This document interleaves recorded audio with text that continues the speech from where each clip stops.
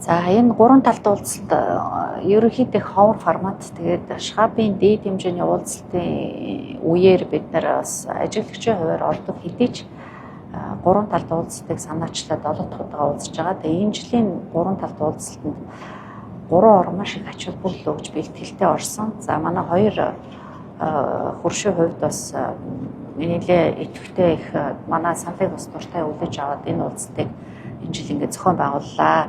За энэ онцлог нь бол их прагматик бодиттой хамтын ажиллагааг ярьлаа. Тэгээд асуудлуудаа нэлээ юм тодорхой ярих гэж тохирсон. Тэрнийхээ дагуу гурван тал гуруулаа одоо өөрийнхөө өнцгөөс гурван талын энэ хамтын ажиллагаануудаа яаж урагшлуулах вэ? Тэгээд цаг үеийнхаа нөхцөл байдал өнгөрсөн хугацаанд дүгнэлтээ өгөөд ярилцсан нэг чухал болсон. За тэгээд мэдээч энд хамгийн том асуудал бол гурван талаараа хэрэгжих болох юм томоохон төслүүдээр ярьсан. За нэгдүгürt нь хийн хоолой төслийг Орос орны улсаас Монголын нутаг дэвсгэрээр дамжуулаад Бүгд найрамд хятад ард улсад хүргэх хийн хоолой төслийнхаа асуудлыг бол эцэслэж тохирсон. За энэ улс төрийн шийдвэр хэдийгээр гарсан ч гэсэн яг гуруулаа нийлж тохирч зарлаагүйсэн.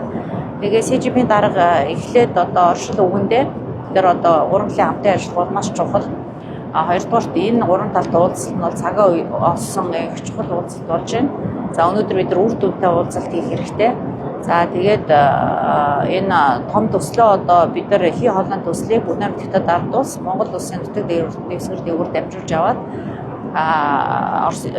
хятад улсад нийлүүлэхийг бид нар одоо хүлээн зөвшөөрч за энэ төслийг хамтарч хэрэгжүүлэх тухайгаа одоо бид нар бас албан ёсоор зарлаж хэлж байна гэдгийг бол онцолж байсан. За Путин даргын хувьд бол энэ хийн хоолойн төсөл өөрөө маш чухал төслөө Орос улсын улсын хувьд. Тэгээд энэ өөрөө бид нар Монгол улсын нутаг дэвсгэр дээгүүр явуулах энэ түүхэн шийдвэрийг бол гаргасан. За тэгээд энд бол одоо маш их одоо миллиардаар тоологдох, тэрбумаар тоологдох хөрөнгө зарцуулах төсөл учраас улс төрийн итгэлцэл, за улс төрийн доктортой байдал маш чухал байна.